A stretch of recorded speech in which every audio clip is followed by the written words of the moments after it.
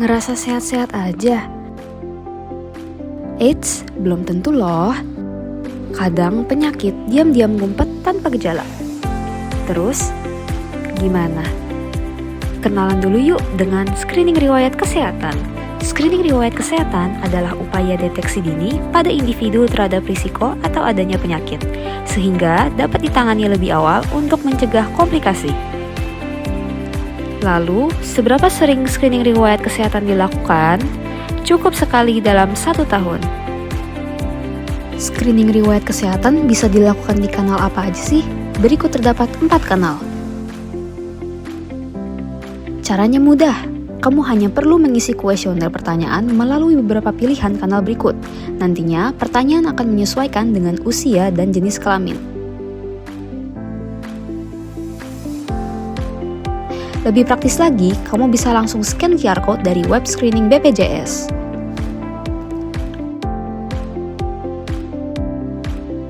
Apabila hasil screening riwayat kesehatan menunjukkan tidak berisiko penyakit, maka tetap jaga pola hidup sehat dan rutin latihan fisik minimal 30 menit setiap hari.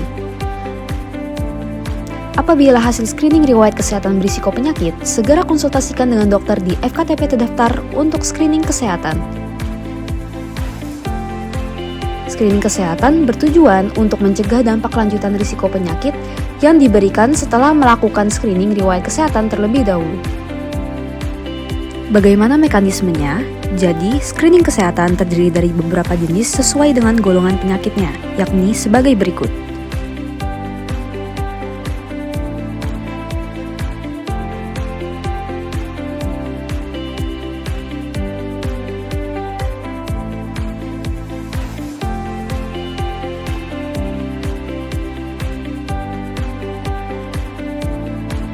Di mana saja dapat melakukan screening kesehatan? Peserta dapat melakukannya di FKTP terdaftar atau laboratorium yang bekerja sama dengan BPJS Kesehatan. Setelah screening, peserta dapat melakukan konsultasi kesehatan dengan dokter di FKTP terkait hasil screening kesehatan untuk dilakukan pemeriksaan kesehatan sesuai yang dibutuhkan. Sayangi diri, screening sejak dini.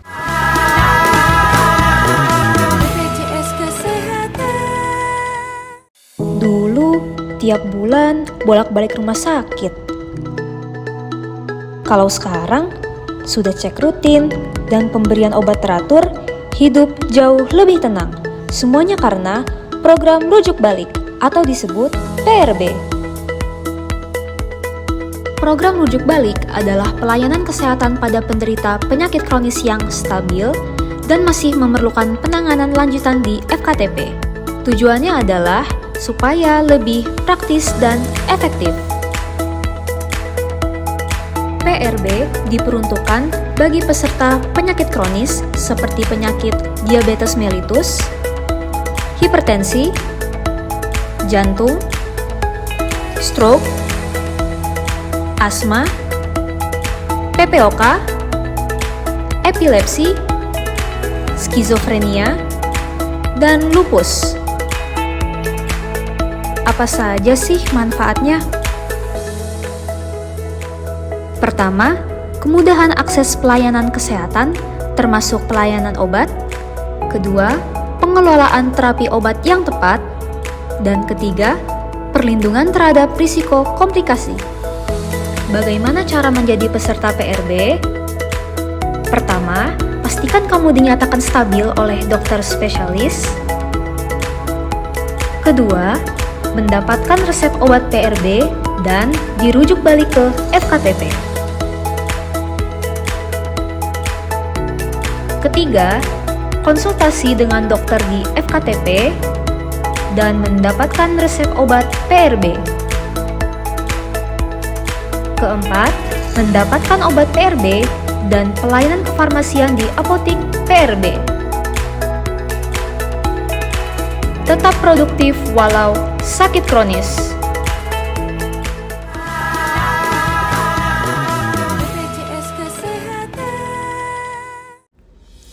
Dulu diabetes aku nggak kekontrol, tapi tenang aja, karena ada program pengelolaan penyakit kronis atau disebut Prolanis.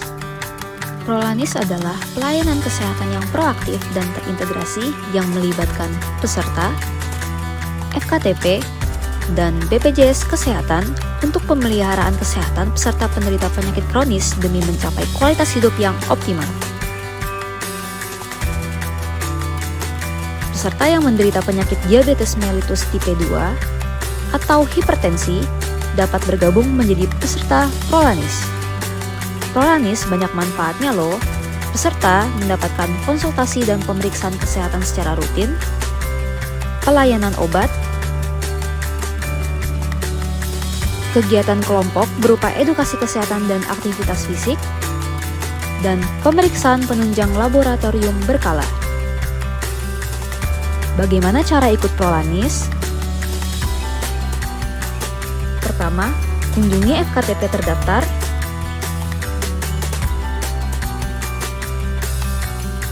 Kedua, konsultasi dengan dokter terkait Prolanis. Ketiga, ikuti arahan tim pengelola Prolanis. Dan keempat, peserta berpartisipasi aktif dalam kegiatan Prolanis, seperti melakukan aktivitas fisik, edukasi kesehatan, dan pemeriksaan laboratorium. Cegah komplikasi melalui Prolanis.